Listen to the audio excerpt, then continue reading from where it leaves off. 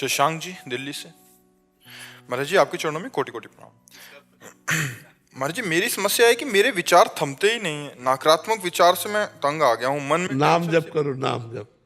जहां विचार उठता है वहां राधा राधा राधा राधा उसमें भी मन नहीं राधा लगता महाराज जी। आए।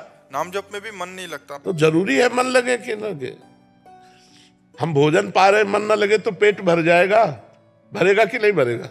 भर जाएगा ना। तो मन ना लगे तो भी हम नाम जप करें तो हमारा काम हो जाएगा। भाव कुभाव अनख आलसहु नाम जपत मंगल दिस दसहु। जब खाली मन है तभी तो विचार है। अगर हमारा मन विजी हो तो विचार कैसे कर सकता है? हम इसको विजी करें। ओवर थिंकिंग रोकने के लिए नाम जप में इसे विजी करना अनिवार्य है। और नाम जप के बिना जीवन का महत्व तो क्या रह गया? गंदी बातें संसार की हमने की, वही हमारे चिंतन में आ रहे। अगर वही चिंतन बना रहा तो हमारी दुर्गति हो जाएगी। हमें अब तो सावधान हो जाना चाहिए। वृद्धावस्था है, बूढ़ी शरीर की नस नाड़ियां सब हो गई। अब अगली जो अवस्था उसका नाम है मृत्यु, वो आने वाली है और वो सब कुछ हरण कर लेगी। उसके पहले नाम रूपी धन कमा लो। कबीरा सब जग निर्धना, धनवंता नहीं कोई, धनवंता सोई जानिए जाके राम नाम धन होए। डर नहीं लगता तुमको मरने से? सब छूट जाएगा, तुम्हारा शरीर छूट जाएगा, तुम्हारे पुत्र परिवार सब छूट जाएगा तुमसे।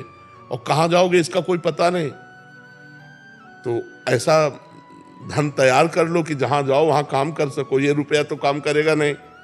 तो राधा राधा राधा, राम राम राम, कृष्ण कृष्ण कृष्ण, हरि हरि हरि, भगवान का नाम जप करो तो जो नकारात्मक सोच है वो नष्ट हो जाएगी और आपका जीवन सार्थक हो जाएगा। अगर राम कहते हुए, राधा कहते हुए शरीर छूटा तो भगवान की प्राप्ति हो जाएगी, पक्का प्राप्ति हो जाएगी। नाम जप करो। कोई नशा तो नहीं करते? बस बढ़िया, ठीक है। अजीत सिंह जी वाराणसी। राधे राधे। महाराज जी आपके चरणों में कोटि कोटि प्रणाम। महाराज जी भगवान किसी भी व्यक्ति के कर्मों का हिसाब उसके द्वारा किए गए पूजा पाठ अनुष्ठान के आधार पर करते हैं या फिर उसके द्वारा किए गए कर्मों के आधार पर करते हैं? पूजा पाठ की तो कर्म है। दो प्रकार के कर्म होते हैं, एक शुभ कर्म और एक अशुभ कर्म। जो पूजा पाठ है, दान पुण्य है, तीर्थ स्नान है, शास्त्र स्वाध्याय है, परोपकार है, इसे शुभ कर्म करते हैं और इसका फल होता है सुख, लौकिक सुख।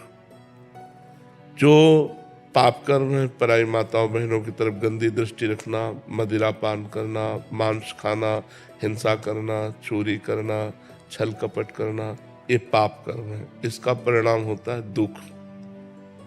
और जो भगवान का आश्रय लेकर के भगवत आराधना की जाती है, ये शुभ अशुभ दोनों कर्मों से अलग है। अगर आप शुभ कर्म करते हैं तो आपका अलग डिपार्टमेंट सुख फल मिलेगा। दान पुण्य और गंगा स्नान ये आपका शुभ कर्म है और आपने जो गंदी बात की और हिंसा की वो अशुभ कर्म है। दोनों का फल मिलेगा। अवश्य में वो भोक्तव्यम कृतम कर्म शुभाशुभम। शुभ और अशुभ कर्म दोनों का फल आपको भोगना ही पड़ेगा, आप चाहे जो हो। हाँ, जब हम भगवान की शरण में होते हैं। सर्वधर्मान परित्यज्य मामेकम शरणम व्रज अहम त्वाम सर्व पापेभ्यो मोक्षयिष्यामि मा शुचा। मैं तुम्हें समस्त कर्मों से मुक्त कर दूंगा, समस्त कर्म शुभ और अशुभ दोनों बंधनों से। तुम मेरी शरण में आ जाओ, मेरे भजन में लग जाओ। तो एक बात है, जैसे मुकदमे में निर्णय हो गया कि हमें फांसी होगी, अब उसे कोई टाल नहीं सकता। जज के द्वारा किया हुआ निर्णय एक टाल सकता है, राष्ट्रपति। यदि हम उससे प्रार्थना करें और मुझे जीवन दान दे तो दे सकता है। ऐसे ही शुभ अशुभ कर्म के परिणाम में हमें बार बार जन्म मरण, बार बार दुख सुख भोगना ही पड़ेगा। अगर हमें कोई बचा सकता है तो भगवान। तभी भगवान कह रहे हैं सर्वधर्मान परित्यज्य माम एकम शरणम व्रज। तू एक मेरी शरण में आ जा, सब कुछ छोड़कर, मैं तुझे माफ कर दूंगा। तू मेरा भजन कर। मन मनाभो मद भक्तो माद्याजिमाम नमस्कुरु। मेरे को प्रणाम कर, मेरा भजन कर, मेरा चिंतन कर, मैं तुझे पवित्र कर दूंगा। ये शरीर पाप और पुण्य दोनों से मिश्रित बना है, चाहे जिसका भी शरीर हो भोगना पड़ेगा, अवश्य में भोक्तव्यम, चाहे संत हो चाहे असंत हो। ये संत और असंत नई खेती है, पुरानी जो तुम करके आए हो तुम्हें भोगना पड़ेगा। भीष्म जैसे अखंड बाल ब्रह्मचारी महान आत्मा 6 महीना बाणों की सैया पर पड़े रहे। बड़े बड़े महापुरुषों को देखा जाता है कष्ट प्रद जीवन व्यतीत करते हुए, ये अनेक जन्मों का संचित पाप कर्म उसे भोग करके वे पवित्र होकर भगवान को प्राप्त होते हैं। भोगना पड़ेगा, अवश्य भोगना पड़ेगा। अब कह दे कि अभी एक सिद्धांत बताया गया कि भगवान की शरण में आने से भगवान उसे माफ कर देते हैं। तो क्या माफ किया? ये एक जन्म के लिए निकाला हुआ प्रारब्ध है और अनेक जन्मों का संचित कर्म जमा है, उसे भगवान भस्म कर देते हैं। अभी जो हमसे गलती होगी उसे माफ कर देते हैं, लेकिन जिससे शरीर बना वो भोगना पड़ता है। वो शरीर प्रारब्ध भोग से युक्त है, इसलिए प्रारब्ध बड़े बड़े ब्रह्म ऋषियों को भी भोगना पड़ा, बड़े बड़े महात्माओं को भी भोगना पड़ा। आप समझ पा रहे? महाराज जी, एक सुजीत विश्वकर्मा जी हैं, इनका इसी संदर्भ में एक प्रश्न है। महाराज जी, ये तो आपने बताया जो शरण में हो जाएं और जो उस कोटि के महापुरुष हैं जो उनकी तो पूरा माफ हो जाए, ये कह रहे हैं कि पाप पूजा पाठ और धर्म, अच्छे धर्म कर्म से खत्म किया जा सकता? नहीं, वो अलग डिपार्टमेंट। अच्छा कर्म करोगे वो शुभ कर्म होगा, लेकिन उसको नष्ट नहीं किया जा सकता।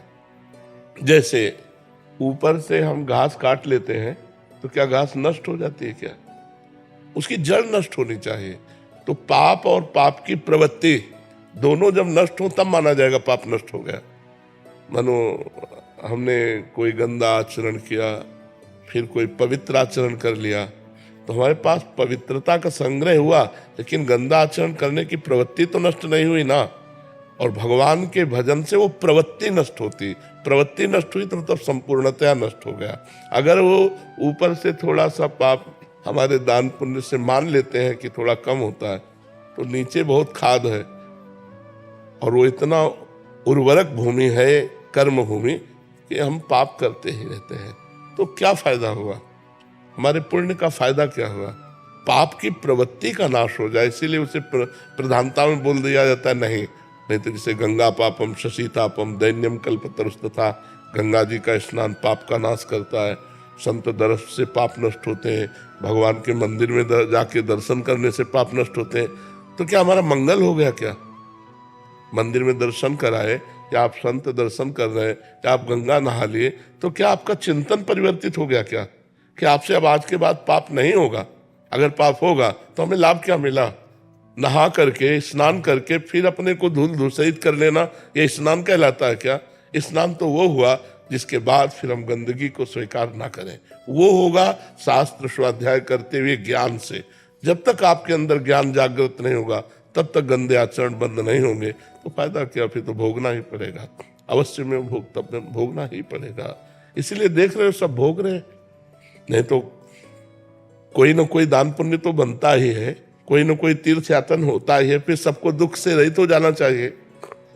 अब जैसे हम लोग हैं, बचपन से किसी को कष्ट दिया ऐसा याद नहीं, 13 वर्ष से बाबा जी दोनों किडनी फेल है, लेकिन फिर भी आनंद है। हम बिल्कुल विचलित नहीं है, क्योंकि भगवान की शरण में है। ये है, हमारे पाप कर्म ने हमको गिरा दिया, लेकिन हमारे भजन ने, हमारे भगवत आश्रय ने इस गिरी हुई स्थिति में भी हमको आनंद प्रदान कर रहा है। लेकिन हमको कोई क्यों कष्ट नहीं? क्योंकि हमारा अगला रजिस्टर बिल्कुल साफ है और मैं शरीर छोड़कर भगवान के पास जाऊंगा, इसलिए प्रसन्नता है। अब मेरा कोई कर्म बंधन नहीं। अपने को पता होता है, जब पेट भर जाता है ना तो अपने को पता होता है, ऐसे अपने को पता होता है हमारी गति क्या होगी, जो पवित्र भजन करने वाले, इसलिए आनंद। इसलिए सबको चाहिए नाम जप करो, कोई पाप आचरण मत करो, क्योंकि हर पाप का दंड जब मिलेगा तो भुगतना बड़ा मुश्किल होता है। अब ये किसी एक पाप का फल है, हमारी दोनों किडनी फेल कर दी गई। गर्भ से ही एक रोग होता है पॉलिसिस्टिक किडनी डिजीज, वो माता से वंशानुगत आता है। तो माता के गर्भ में माता को था, वही हमारे शरीर में आ गया। तो वो कर्म, ऐसी माता मिली, ऐसा रोग मिला, ऐसा भोग मिला। और एक महान कर्म कि ब्राह्मण के घर जन्म मिला, बचपन से तपस्या और भजन मार्ग मिला, अंतिम में भगवान के धाम नाम का चिंतन करते हुए शरीर भगवान के नाम में छूट जाएगा, परम मंगल हो जाएगा। तो भोगना तो पड़ेगा भाई। इसीलिए कहा जाता है बहुत होश में कर्म करो, नहीं तो तुम्हें कर्म नहीं बख्शेगा। भगवान तो बख्श देंगे लेकिन कर्म नहीं बख्शेगा, और तुम्हें भोगना ही पड़ेगा। जी दिल्ली से राधे राधे। राधे राधे महाराज जी। महाराज जी आपके चरणों में कोटि कोटि प्रणाम। महाराज जी आपने हमें 2 वर्ष पूर्व अपना दोस्त बनाया था एकांतिक में, तब से हमें यार ठाकुर जी को दोस्त मानो, हम तो कभी भी चल बसे, क्या फायदा है ऐसे दोस्त का जो टिकाऊ ना हो। दोस्त बनाए तो बांके बिहारी को बनाए, राधा वल्लभ जी को बनाए। ये चिदानंद है, ये शरीर तो नासवान है, ये तो 2 दिन का मेला है, बस जब तक चल रहा है। नहीं तुम कहोगे हमारे दोस्त चले गए, तो दोस्त बनाए ठाकुर जी को। ठाकुर जी में सखा भाव, दास्य भाव, गोपी भाव, वात्सल्य भाव, सहचरी भाव, ये सब ठाकुर जी प्रियालाल में करे। ठीक है।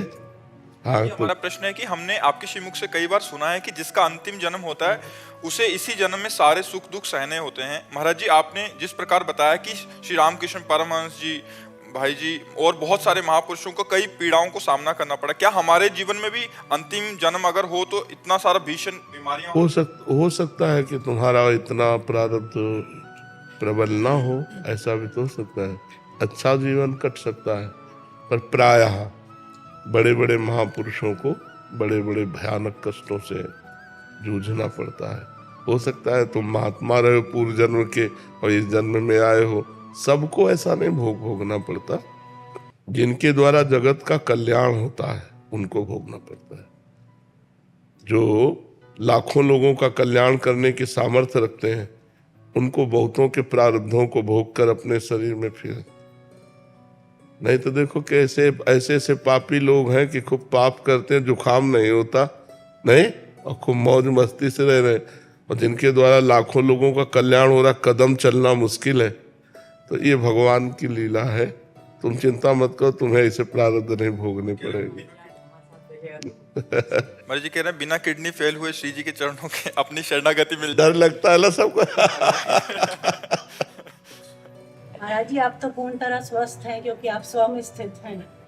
हाँ, पर आवाज तो शरीर से निकलेगी ना, श्वा की आवाज को आप सुन नहीं सकती, पांच भौतिक शरीर से ही सुन सकती है।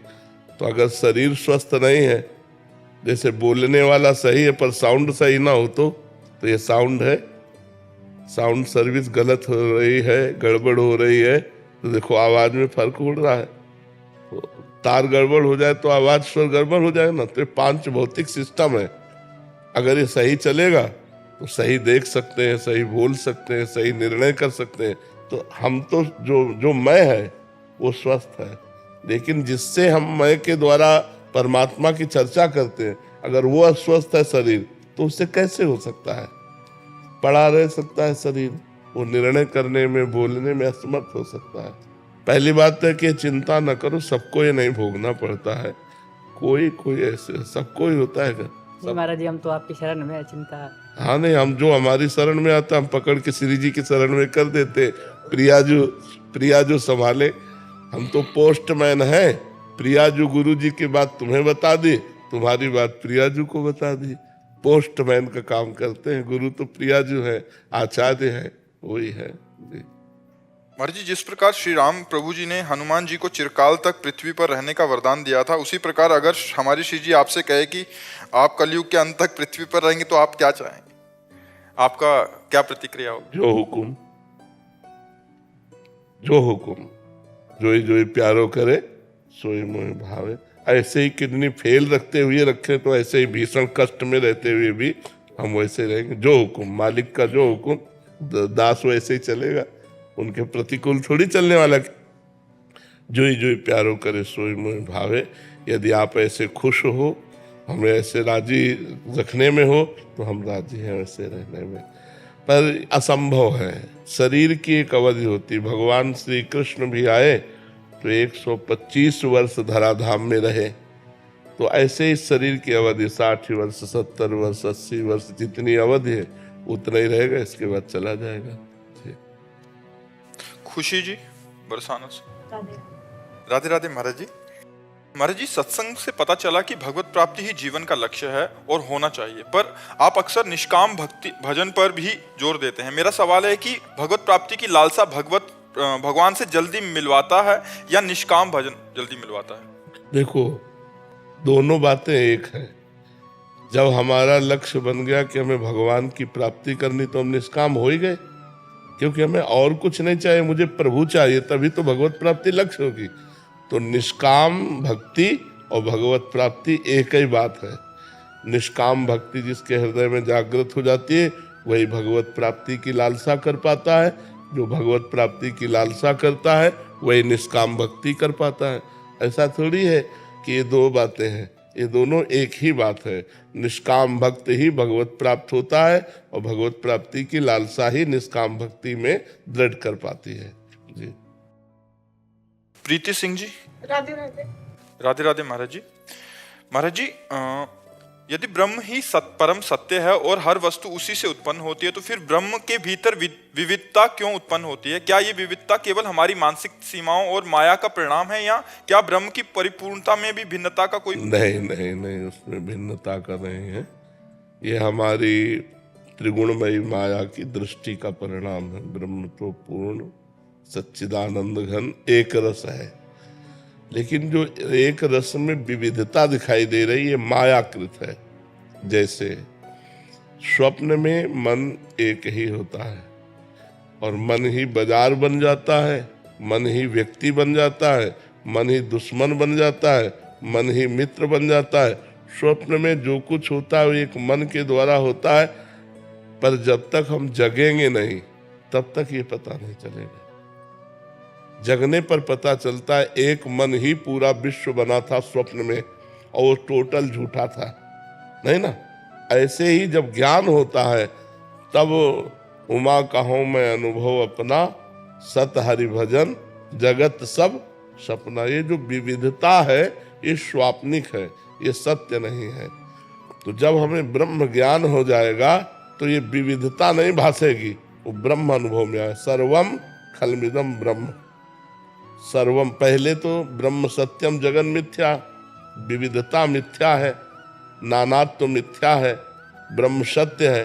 और जब हमको गुरु कृपा से ज्ञान प्राप्त होगा तो सर्वम खलमिदम ब्रह्म, सब ब्रह्म ही है, ब्रह्म से बिलक कुछ नहीं है, सब शब्द भी मायामय है, केवल ब्रह्म है। ये विविधता मायाकृत है, त्रिगुणमयी माया के द्वारा। कोई शांत, कोई रजोगुणी, कोई घोर स्वभाव वाला, ऐसा लेकिन वो ब्रह्म इससे विलग है। वो शांत, घोर, रजोगुणी सबके अंदर एक रस सच्चिदानंद में होकर विराजमान है। जब हमें ज्ञान होगा तो ये भी सब ब्रह्म है।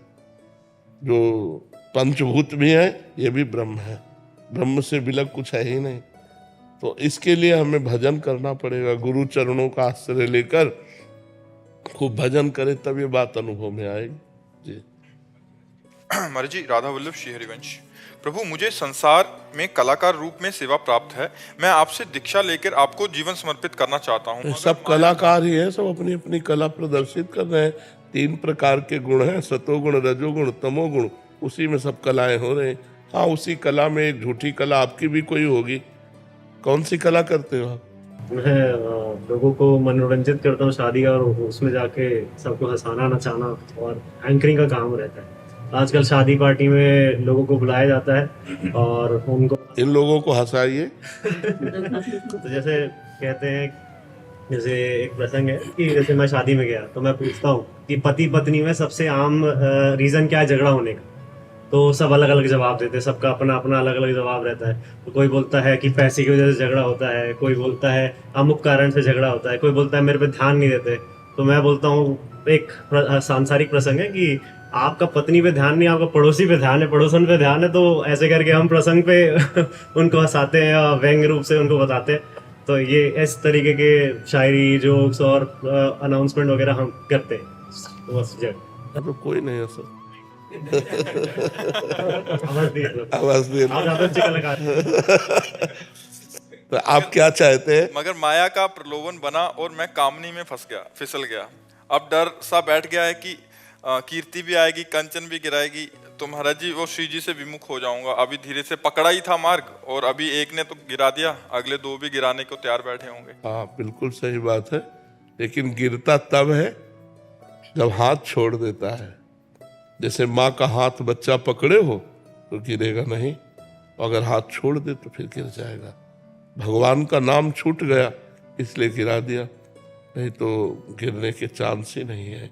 गिरता वो है जो हाथ छोड़ देता है, सहारा छोड़ देता है, भरोसा छोड़ देता है, भगवान का आश्रय छोड़ देता है।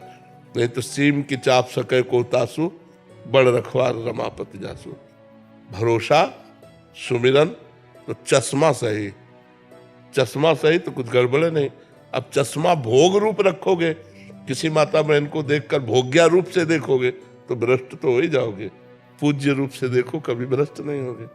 तो सब माताएं बहनें हमारी पूज्या है, अगर हम पूज्या भाव से रहे तो कभी कामिनी हमें नहीं गिरा सकती। और दूसरी बात, कंचन श्री जी का सारा वैभव है, हम सब उनके दास हैं, 8 पैसे सेवा परिचर्या में लगे, क्या बिगाड़ पा रहा है। कीर्ति हमें लगता है देश विदेश भी है, भारत में ये नहीं देश विदेश भी है, क्या बिगाड़ पा रहे। 3 चीजें कंचन कामिनी कीर्ति तब बिगाड़ती हैं जब हम प्रभु से अलग होते हैं। अगर हम प्रभु में जुड़े हुए हैं तो वही मंगलमय हो जाती है, वही मंगलमय हो जाती है। जननी सम जानो पर नारी, धन पराए बिस्ते बिस भारी। सब माताओं बहनों के प्रति अगर पाणी ग्रहण हो जाए, पत्नी मिल जाए तो सिर्फ उसमें भोग्या भाव रखे, सब में पूज्या भाव रखे कभी। तो यदि हम अपने आचरण ठीक रखें तो कंचन कामिनी और कीर्ति तीनों मंगलमय है, बुरे थोड़ी है। मान लो हमारे पास रुपया आ गया, अब पूरे वृंदावन के संतों को भंडारा पवा दिया, कुछ बिगाड़ा क्या। अब मान लो आप कीर्ति सुन के ही तो आए हो, अगर कीर्ति ना तुम्हारे कानों में पड़ती तो यहां बैठते आके क्या, तो कीर्ति अमंगलमय हुई क्या। अब इसी बात का हम अभिमान कर लें तो हम नष्ट हो जाएंगे। तो अभिमान रहित होकर भगवान की शरण में रहने से कंचन भी मंगलमय, कामिनी भी मंगलमय और कीर्ति भी मंगलमय हो जाती है। समझ पा रहे हैं आप।